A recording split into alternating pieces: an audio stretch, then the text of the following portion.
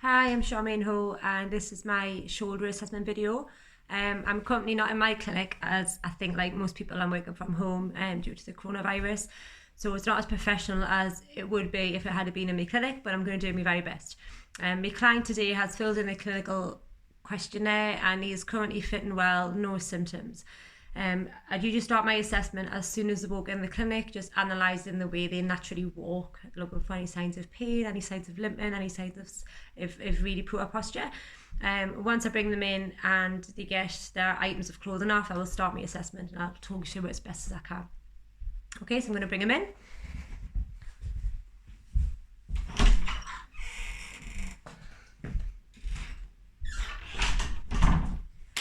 Right, so posture analysis starts once I've watched my client come in. Usually they have their clothes on. I'll ask them to take their shirt or their top off. Women have a sports bra on, which is totally fine. I always ask them to take their shoes off, please. Pop your shoes off. And it's just standing nice and relaxed. We don't want them standing like soldiers, standing nice and relaxed. So I'm just going to check his posture. I'm going to start eye level and ear level just to make sure that they're roughly about the same height, as any deviations in the neck can cause the level of the ears to drop slightly. And then going down, just visually have a look at his shoulders. Take them down, have a look at his hands. So they both turn in, both turn out. Does one turn in, does one turn out? Are they forward or are they back? Looking at his hips and then looking at his knees for any signs of varus or valgus. And then I'm going to look at his feet and see which way he naturally prefers to stand. Is he a split stance? Does he stand on the outsides of his feet, or inversion or eversion? This is from an anterior point of view. So I'm going to turn him around and then look from the posterior side. So from here again, I'm going to look at the level from the top, so looking at the level of his ears. From the posterior side, I can also clearly see scapula. So things I'm looking for here is any signs of winged scapula. So we'll look at the medial border and the spine of the scapula. Does one side seem like it's popping out a bit more than the other?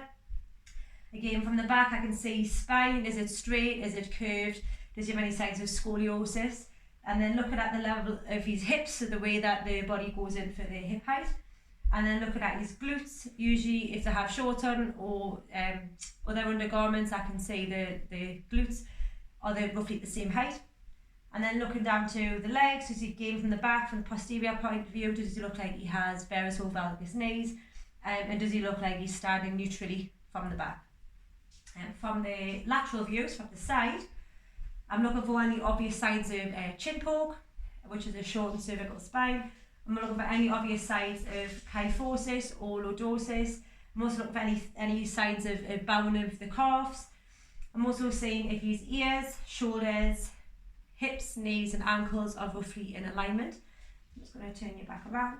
So after a visual analysis, I'm then going to palpation. So I'm going to palpate his clavicle. So I start at the proximal point and I'm going to take it out distally. So I'm just going to palpate the clavicle all the way to the acromion process. So things I'm looking for is one side very obvious or prominent compared to the other side. Is it painful? Do they both sit right?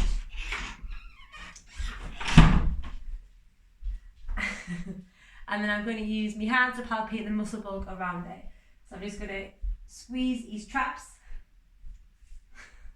Things I'm looking for is any signs of muscle atrophy. Is there any muscle wastage going on? So I'm going to palpate down his arms, down his forearms. So again, feeling for any signs of muscle wastage. Then use the flats of my hands and I just pop them on his hips, and then I add a bit of pressure down. So I'm just roughly saying that his hips are at the same height. As we know, a deviation in the hips can cause a deviation in the shoulders. So something that I want to rule out quite quickly in my assessment. And then palpate, you may not be able to see, palpate his hamstrings and his quads and then down his calves. So I'll palpate one leg and then I'll palpate the other side. You can do both at the same time, which I sometimes do. And then use two fingers, which I'm just going to place under the soles of his feet. Keep your feet flat. And things I'm looking for is, does he have a flat foot on one side? Does he have a really high arch on the other side? Does he have high arches on both sides? Just want to see the way he walks, if he walks inverted or everted, or if he walks on his heels or his toes. So once I've done my palpation skills, even though it's a shoulder assessment, I do want to know what's going on with the rest of his body. I'll then go on to some active movements. So I'm just going to turn you around. So I'm just going to get you to lean forward and touch your toes. So we're going to get into forward flex. So things I'm looking for is, can he hip hinge or does he have to arch from the back? So has he got tight hips? Is his spine nice and level? Does he have a very prominent muscle bulk on one side? Is he rotating? Is he deviating at the shoulders? Is it painful? Is that painful? If that's not painful, then I might want to apply a bit of overpressure and see what that end feels like. See if it's bouncy, see if it's springy, see if it just stops. And then come up, place your hands on your lower back, hyperextend towards me. So again, I'm looking for very similar things. I'm looking for the spine. Does it turn off to the left or the right? Does he have to hitch? Is that painful? So you can add more pressure on extension. And then come back up first. Hands on your thighs. Left side. Lats to go down to that knee, right side. So lateral flexion, I'm going to take a note of the creases. And then other side. And which way the spine moves. Does it move evenly on both sides? Okay on there? And then turn around. So that's just some active movements that I might want to check before I sit down and check your shoulders. So a couple of functional tests that I like to use as part of a shoulder assessment is the overhead squat test. So just take your arms up either side of your ears and then squat down. That's it, so 5 reps. So things I'm looking for is as he squats down, does he have to hitch forward? Does his knees turn into a varus or valgus position? As he squats down, does his knees stay still but his feet turn out to allow that movement to happen? Does he have to arch his back? So we're looking for core stability, we're looking for shoulder movement, we're looking for thoracic mobility, we're looking for knee and ankle stability. So, okay on that. And then another assessment I like to use is a single leg squat. So we will go unilaterally on this, so foot, and then squat down. So again, 5 reps, and because we're using one leg, he doesn't have the stability of his other side, so we can pick up on instability of ankles and knees quite quickly, which can affect the shoulder, especially if they play sport. Then go on your other side. So again, we're looking for knee and ankle stability and core stability, which can be problematic if they have a deficiency in there and they're required to run and pass at the same time. Okay. And then sit down. So once we've done that, I'm going to have him sit down. We're going to go through some shoulder movements. Right, just take your arms up. So we're going to go into abduction and then bring them down. So this can also be a painful arc special test between 60 and 120 degrees. As we squash that subacromial space, it causes a little bit of pain and impingement. So although I'm checking active movements, this can also be taken off one of my special tests. Any pain on that?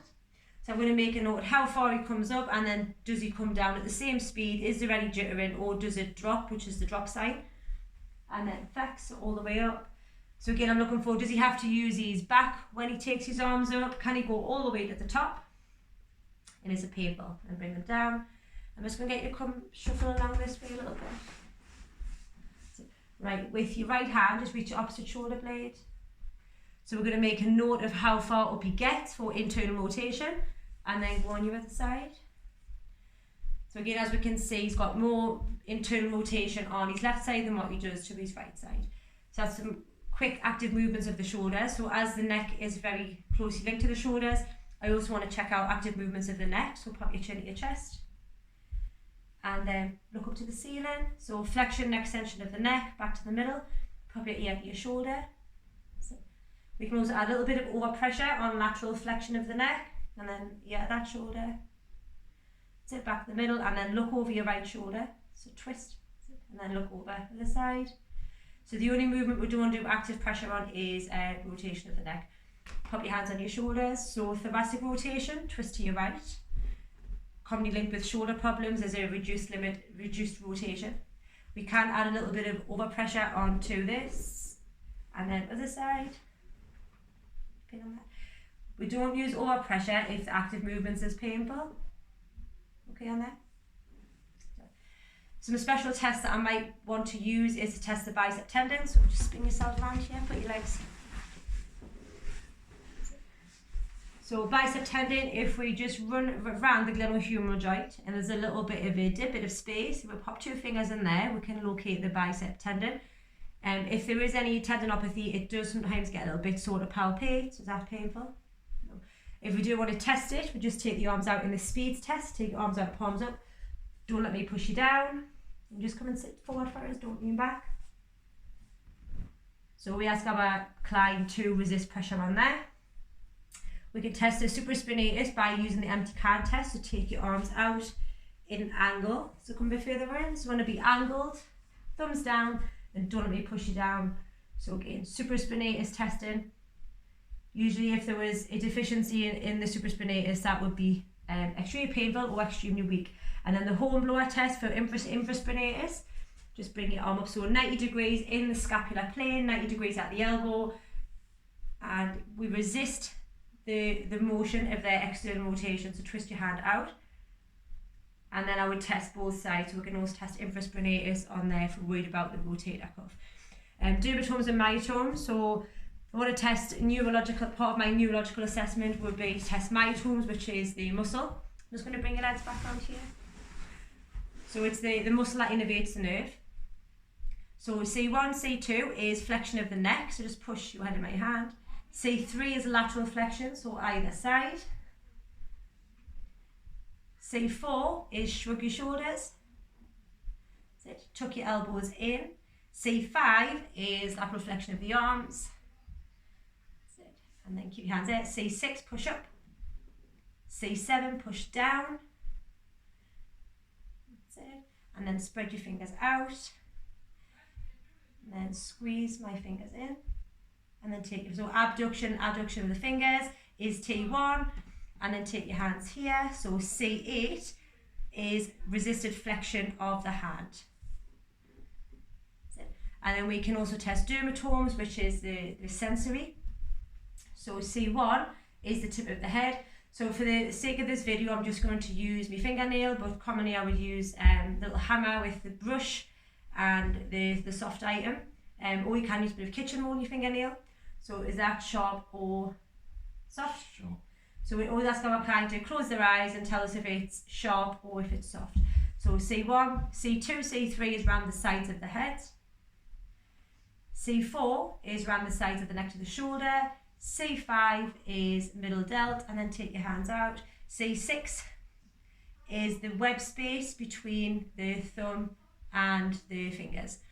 So that is how I would conduct quite a common shoulder assessment. Obviously there is lots more special tests. If they did come in with any specific problems, I might want to gear my assessment a little bit more. But this is generally how I would assess a shoulder. Thank you.